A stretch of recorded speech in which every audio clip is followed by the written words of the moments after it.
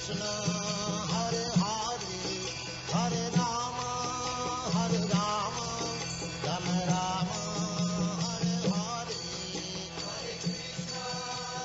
Krishna, Krishna Krishna. And now, Chapter 14, Ill-Motivated Dhrtarastra.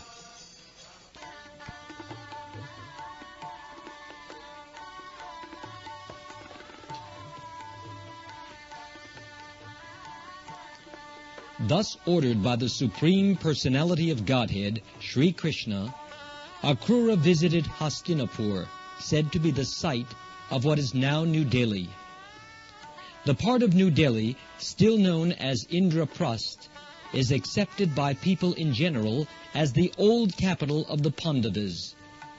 The very name Hastinapur suggests that there were many hastis, or elephants. Because the Pandavas kept many elephants in the capital, it was called Hastinapur. Keeping elephants is very expensive. To keep many elephants, therefore, the kingdom must be very rich, and Hastinapur, as Akrura saw when he reached it, was full of elephants, horses, chariots, and other opulences. The kings of Hastinapur were taken to be the ruling kings of the whole world. Their fame was widely spread throughout the entire kingdom, and their administration was conducted under the good counsel of learned Brahmins.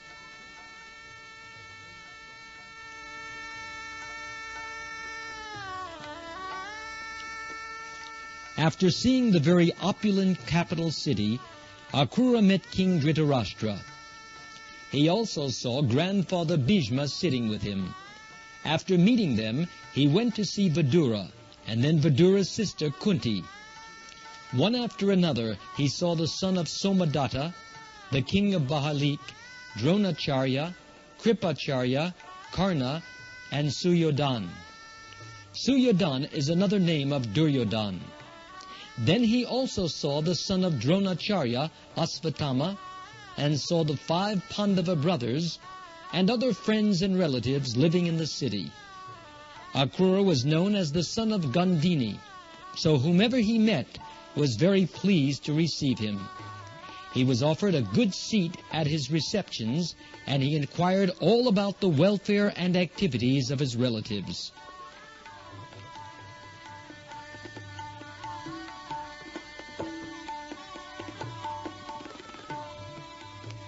Since he was deputed by Lord Krishna to visit Hastinapur, it is understood that he was very intelligent in studying a diplomatic situation. Dhrtarastra was unlawfully occupying the throne after the death of King Pandu, despite the presence of Pandu's sons. Akrura wanted to remain in Hastinapur to study the whole situation. He could understand very well that ill-motivated Dhrtarastra was much inclined in favor of his own sons. In fact, Dhrtarastra had already usurped the kingdom and was now planning to dispose of the 5 Pandava brothers. Akrura knew that all the sons of Dhrtarastra, headed by Duryodhan, were very crooked politicians. Dhrtarastra did not act in accordance with the good instructions given by Bhishma and Vidura. Instead, he was being conducted by the ill instructions of such persons as Karna and Shakuni. Akrura decided to stay in Hastinapur for a few months to study the whole political situation. Gradually, Akrura learned from Kunti and Vidura that Dhrtarastra was intolerant and envious of the 5 Pandava brothers because of their extraordinary learning in military science and their greatly developed bodily strength. They acted as truly chivalrous heroes, exhibited all good qualities of Kshatriyas, and were very responsible princes, always thinking of the welfare of the citizens. Akrura also learned that the envious Dhrtarastra, in consultation with his ill-advised son, had tried to kill the Pandavas by poisoning them.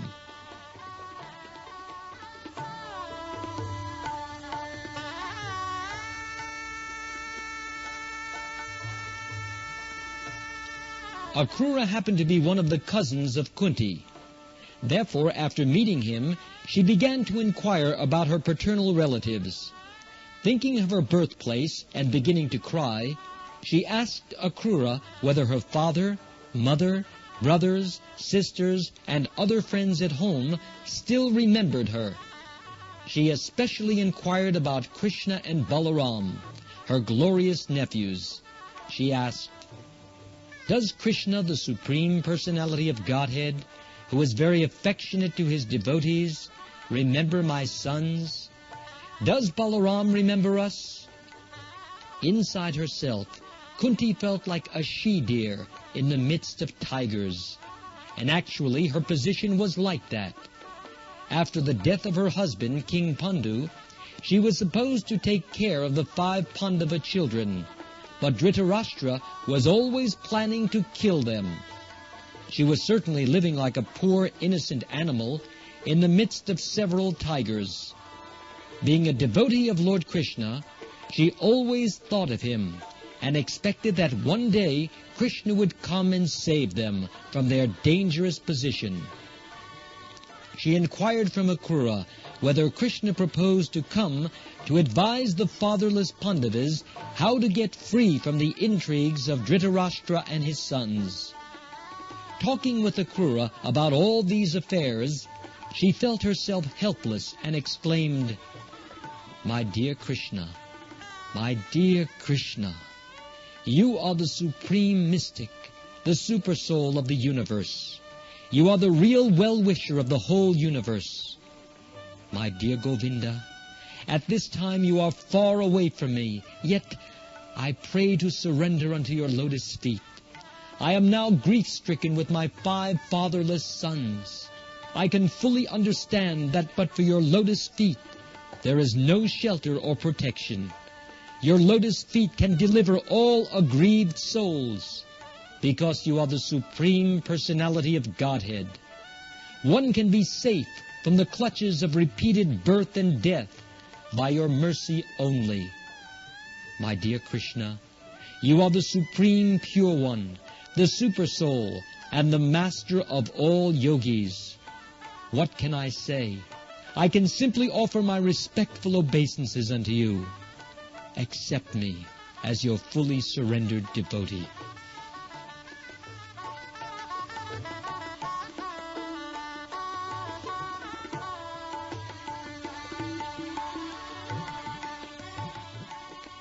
Although Krishna was not present before her, Kunti offered her prayers to him as if she were in his presence, face to face.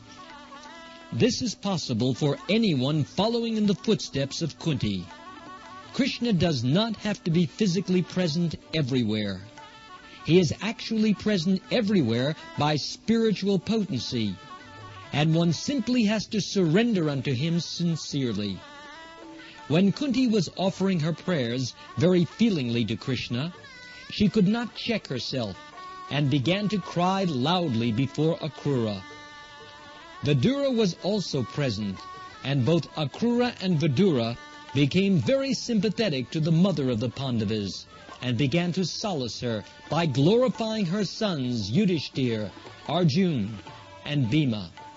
They pacified her, saying that her sons were extraordinarily powerful. She should not be perturbed about them, since they were born of the great demigods Yamaraj, Indra, and Vayu.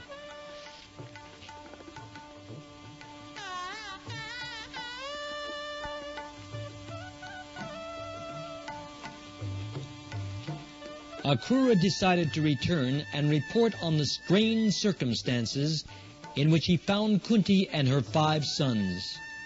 He first wanted to give good advice to Dhrtarastra, who was so favorably inclined toward his own sons and unfavorably inclined toward the Pandavas. When King Dhrtarastra was sitting among friends and relatives, Akrura began to address him, calling him Varchitravirya. Varchitravirya means the son of Vichitravirya. Vichitravirya was the name of Dhritarashtra's father. But Dhritarashtra was factually the begotten son not of Vichitravirya, but of Vyasdev. Formerly it was the system that if a man were unable to beget a child, his brother could beget a child in the womb of his wife. That system is now forbidden in this age of Kali. Akrura called Dhrtarastra Varchitravirya sarcastically, because he was not actually begotten by his father. He was the son of Vyasdev. When a child was begotten in the wife by the husband's brother, the child was claimed by the husband. But of course the child was not begotten by the husband. This sarcastic remark pointed out that Dhrtarastra was falsely claiming the throne on hereditary grounds. Actually, Pandu had been the rightful king, and in the presence of Pandu's sons, the Pandavas, Dhrtarastra should not have occupied the throne.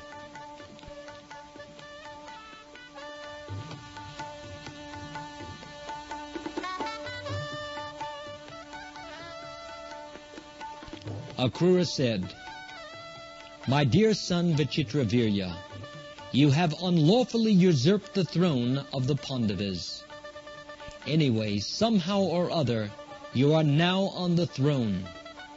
Therefore, I beg to advise you to please rule the kingdom on moral and ethical principles. If you do so, and try to teach your subjects in that way, your name and fame will be perpetual."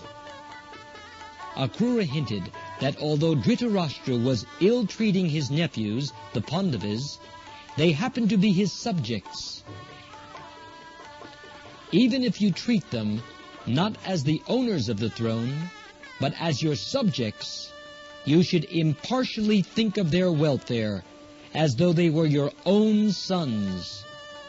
But if you do not follow this principle and act in just the opposite way, you will be unpopular among your subjects, and in the next life you will have to live in a hellish condition.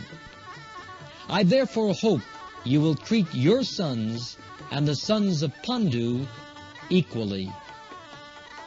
Akrura hinted that if Dhrtarastra did not treat the Pandavas and his sons as equals, surely there would be a fight between the two camps of cousins. Since the Pandavas' cause was just, they would come out victorious, and the sons of Dhrtarastra would be killed.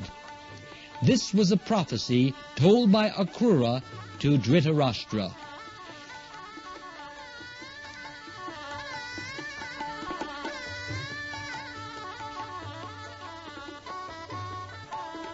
Akrura further advised Dhrtarastra, "In this material world, no one can remain an eternal companion to another. Only by chance do we assemble together in a family, society, community, or nation. But at the end, because every one of us has to give up the body, we must be separated. One should not, therefore, be unnecessarily affectionate toward family members." Dhrtarastra's affection was also unlawful, and did not show much intelligence. In plain words, Akrura hinted to Dhrtarastra that his staunch family affection was due to his gross ignorance of fact, or his blindness to moral principles. Although we appear combined together in a family, society, or nation, each of us has an individual destiny. Everyone takes birth according to individual past work. Therefore, everyone must individually enjoy or suffer the result of his own karma. There is no possibility of improving one's destiny by cooperative living.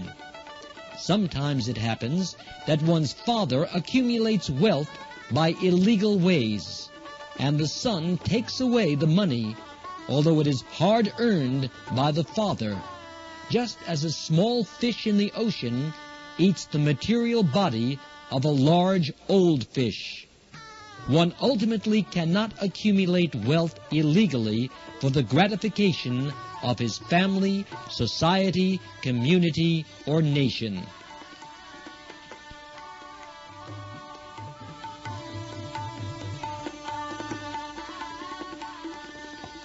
that many great empires which developed in the past are no longer existing because their wealth was squandered away by later descendants is an illustration of this principle.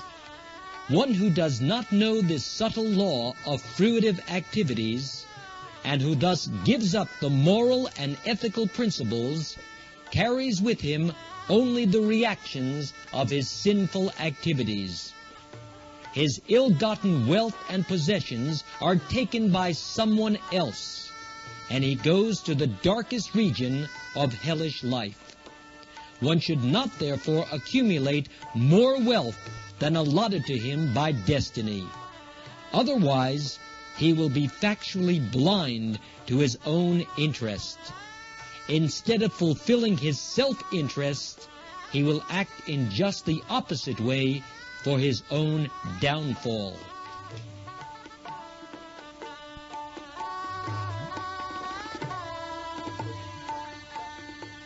Akrura continued, "My dear Dhrtarastra, I beg to advise you not to be blind to the facts of material existence.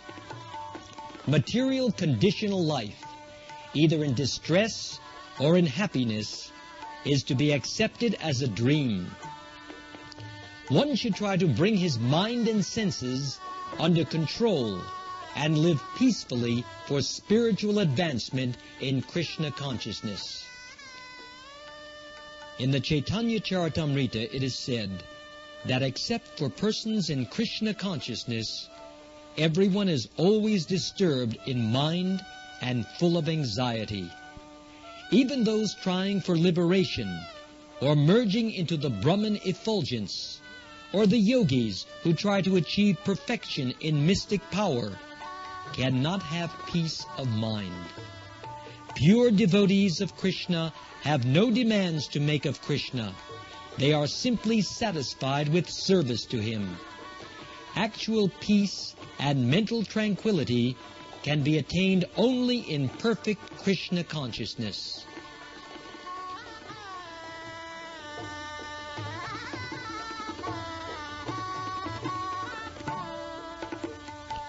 After hearing moral instructions from Akrura, Dhrtarastra replied, "My dear Akrura, you are very charitable in giving me good instructions, but unfortunately I cannot accept them.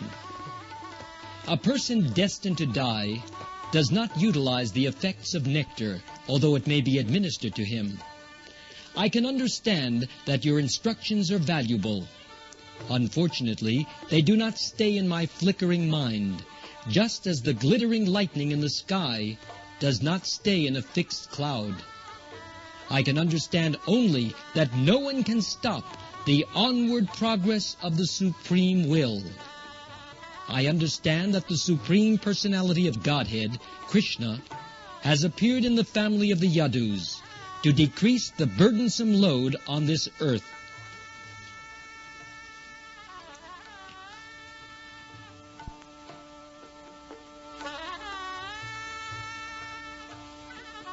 Dhrtarastra hinted to Akrura that he had complete faith in Krishna, the Supreme Personality of Godhead. At the same time, he was very much partial to his family members. In the very near future, Krishna would vanquish all the members of his family, and in a helpless condition, Dhrtarastra would take shelter of Krishna's feet. To show his special favor to a devotee, Krishna usually takes away all the objects of his material affection, thus forcing the devotee to be materially helpless, with no alternative than to accept the lotus feet of Krishna. This actually happened to Dhrtarastra after the end of the battle of Kurukshetra.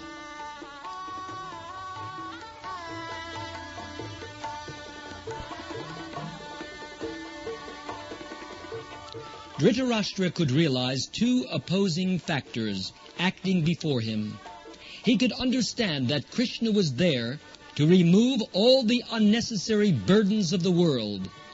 His sons were an unnecessary burden, and so he expected that they would be killed.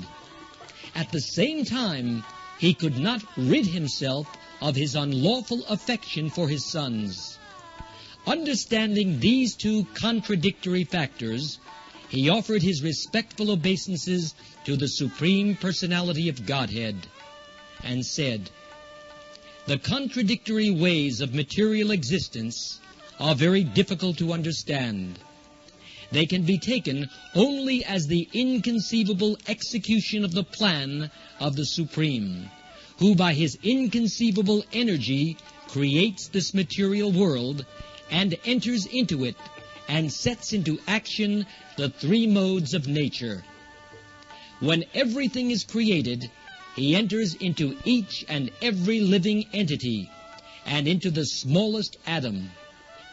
No one can understand the incalculable plans of the Supreme Lord."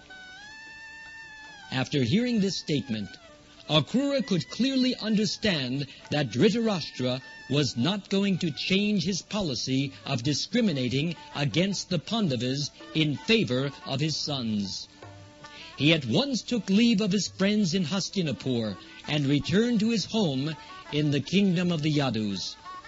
After returning home, he vividly informed Lord Krishna and Balaram of the actual situation in Hastinapur and the intentions of Dhrtarastra. Akrura was sent to Hastinapur by Krishna to study.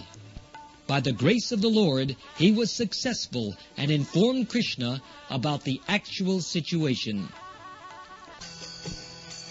Thus ends the Bhaktivedanta purport of the second volume, 14th chapter of Krishna, Ill-Motivated Dhrtarastra.